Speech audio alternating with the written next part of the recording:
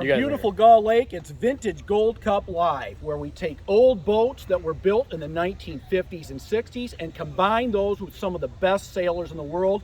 Good morning, folks. This is Tom VanderMolen, joined by Steve Ticknor, Fred Einspahr, and Bill Sikkema. We're happy to be here today. Well, competitors are just starting to arrive, and frankly, guys, the wind forecast doesn't look all that great. I just got done talking with Carl Shellbach, and he's not too hopeful either about the wind today, but we'll see. Right now, there is a little bit of breeze. Boats are getting ready. The crews are getting ready, so we'll see how it goes. Steve, it is the 5th Vintage Gold Cup. Again, more sailors, really good sailors here. Why do you think they're so excited to race here every year? Well, it's Gull Lake. Everybody loves to come to Michigan in the fall because of the colors and great hospitality.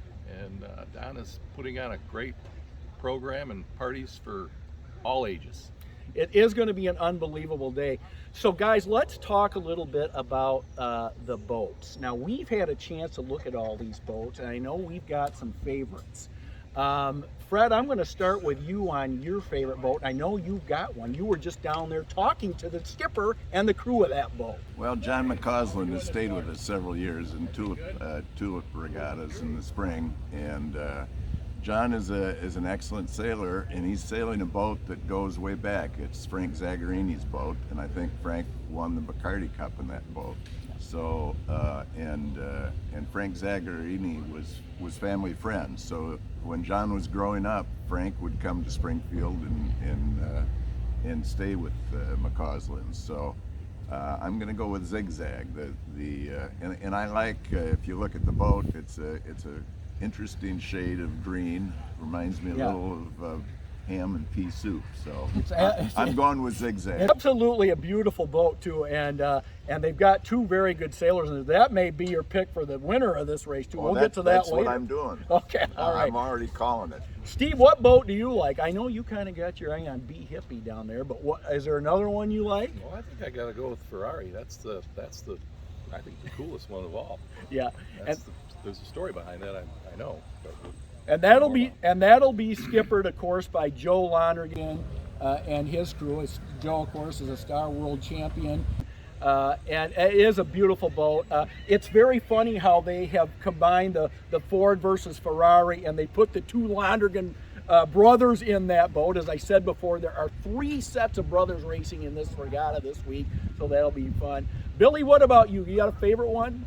Well, I've been looking at all these, and of course there's some favorites, but I'm going to go for a little long shot here, and I'm going for Dilly Dilly with Josh Powell and Mark Struby. A little bit there. Those two also crewed with my wife back in the 80s on an old International 210, but they're great guys, and I'm going for them. I think that's a good pick. Well, I think I'm going to go with Toss Up, and that's Don Parfit's boat. That's a beautiful boat, and that was actually one of the first boats John really worked on and restored. So that is still one true to my heart and one of my favorites. So those are kind of our favorite boats, and man, they are lined up here on tomorrow night. They have the Meet the Boats party. People from all over the community will be here, and they'll get to walk out on these beautiful docks and check out the boats. They'll get to pick their favorite. Also during that night, they're going to have an auction which is going to benefit foundation. That is actually a seaplane taking off. Unbelievable during the show. If Ray can get that on the air, we've got coverage. That may be ESPN. The Ocho, of course.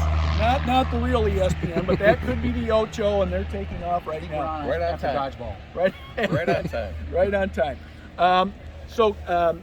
We talked a little bit too yesterday about when you're at this regatta, it's the closeness you feel to all these sailors, and they are all friends, and they're competitors too, but it is amazing just to be around it and the energy that the community really installs. Fred, you told an interesting story yesterday about how close the sailing community is. Would you tell that one again, just because it's a great story?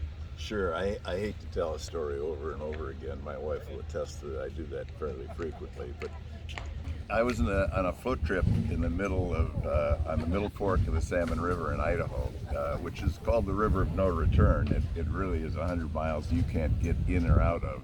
So we were literally in the middle of nowhere. And I was with a group of friends, and there was a family from Switzerland. And one night I wore a Starboat t-shirt. He said, "Are you a sailor?" And I said, "Yeah, I am. I sail out of Starboat." And he goes, "Oh, this is a number of years ago." He said, "It's a shame the Olympic Committee voted them out of the Olympics." And I said, and I relayed the story about John's manufacturing of P-Stars, which he basically went out of business when all of the Olympic teams canceled orders they had with him. And he said, "Yeah, it was a shame." He said, "I voted to keep the Starboats in." I said, "You voted?" He said, "Yeah, I'm the Swiss representative of the Olympic Committee and of the sailing committee." His name was Hans Gut. He was a banker from Geneva. And I said, "Well, what sailing have you done that qualified you to be?" He said, "Well, I've sailed in several Olympics, including I sailed in a Soling in the '72 Olympics." And I said, "Oh," I said, "Well, I have a high school friend from Lake Minnetonka that sailed with Buddy Melgus in that Olympics out of Kiel." And he said, "Oh, was it so and so or was it Billy Allen?" And I said, "How do you know Billy Allen?" He said, "Our boats are right next to one another." He said, "I went to the bar with those guys every night, so we're still good friends." So there definitely is a community in sailing. And people keep in touch, and you can even meet individuals that know sailing buddies in the middle of Idaho, in the middle of nowhere. Yeah.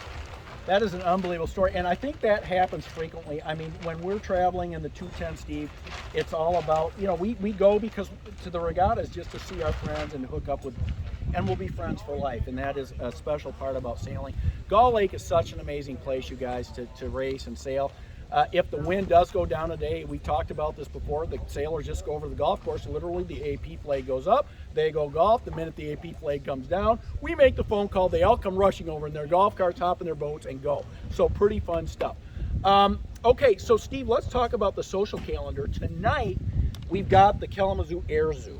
And that is an amazing, it's a museum. It's interactive and it's pretty cool. You're going to be there tonight with Billy. Yep. What do you think?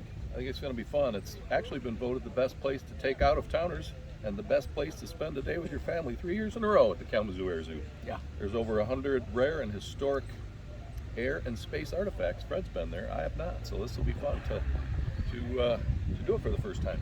So really fun. I think now the competitors will all hop in a bus to get there from the yacht club to the museum. So that ought to be a fun ride after racing. I bet the cocktails will be flowing on that thing. Plus the flight simulator that they have there too. Yeah.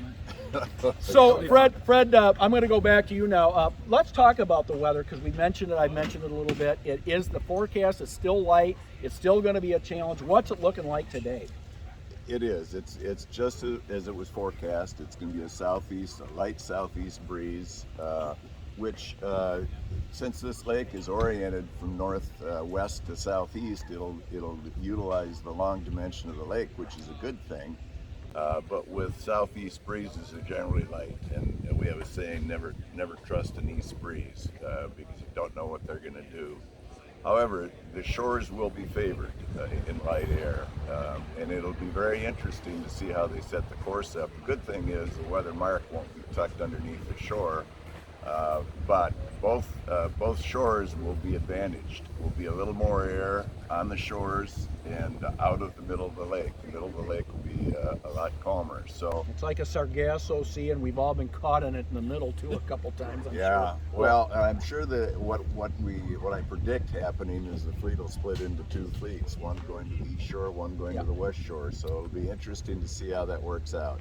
And again, the sailors who will prevail are the ones that have their heads up and are looking upwind for new air. And there's a lot of good boats to be following up those shores, including Paul Kerr, two-time winner, Joe Lonergan, who's won multiple championships out here, Tommy Lonergan, multiple championships. So it'll be fun to see how the fleet splits up and how they're making decisions out there. And like I said, I talked to Carl Shellback earlier today. He will join us, by the way, at some point during our shows.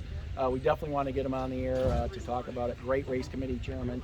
And yeah, I think he's kind of saying the same thing you are. They're going to keep a close eye on it today. It is predicted to drop this afternoon, so I think we could get a race in this morning or late morning, but this afternoon's going to be tough. Now today's show, you guys, is brought to us by Industrial Networking Solutions. They provide the Wi-Fi service that allows us to not only broadcast from the beach of Gull Lake Yacht Club, but also the middle of Gull Lake when we're out there bobbing around and doing our live race coverage. So that'll be pretty fun. Thank you, Industrial Networking Solutions. They're right over there. Guys, thank you. Woo! Could not do it without you. All right. As you can see, we've got the bacon flowing. We are going to try to hook into some guests. They've got a skippers meeting coming up. We may be there, we may not, we'll see. The bacon station is always a big favorite. Along with our drone this year, which is also Bacon 1, we'll be bringing you live shots. Okay, let's get down to the nitty gritty. A lot of good skippers here. We talked about the boats and our favorite boats. What about the skippers? I'm going to go to Fred first. Who do you like to win this thing? Well, I'm sticking with John McCausland. He's a great sailor. He's won the Tulip here several years. And Star World knows the champion lake. too. Yep. Star World champion. So it's McCausland's clearly the favorite, but we're looking for someone to knock him off this year. Steve, what do you think? KR team. That's an easy pick. Yeah. I think that's where my money's going. Yeah. DraftKings. Yeah, and of It's course all on they've there. won it twice, and Paul Yeah. will be sailing again with his son Danny, which is an unbelievable team. They have fun here, and yeah, he has a really fast boat. Of course, he sails Gem 1. That was Dewar Knowles' old boat, and KR learned a lot on that boat, so I know he's honored to have that boat. Billy, what do you think as far as winners? Well, I was trying to get the ESPN Fantasy Starboat League going, but we ran into some difficulties. Probably the league manager's terrible, Yep. just like the football league. Well, and I'm a Vikings fan, so I always go for long shots, and somehow I always end up winning. So I do have two favorites, though, and I know we're only supposed to pick No, one. you can take two. But I'm going for Arthur and Uh-oh. Josh. Yeah. So That- Arthur either and one of son. those two are going to be large contenders, and I think that they might pull it off in the slight air. Okay, so it's my turn. I'm going to go with Joe Londrigan. Joe really, since he was 6 years old, has been sailing on this lake. He won his first Blue Star here. Of course, he won the Star Worlds in Kiel. I can't remember the year of that. Steve, 93. 93. Yeah, so he's super solid. He's in the Ferrari boat too, which I know. I did see Tommy Londrigan crawling around to the bow of that boat before Joe got here. But I thought that jib looked a little old, you know, that they was looking at. But I'll take Joe. I think it might be his turn to win this thing, and so that's my pick. Folks, we're going to be bringing you live coverage from the race course as the race committee goes out. We will keep you posted. This is Tom VanderMolen and crew from the Vintage Gold Cup Live, signing out.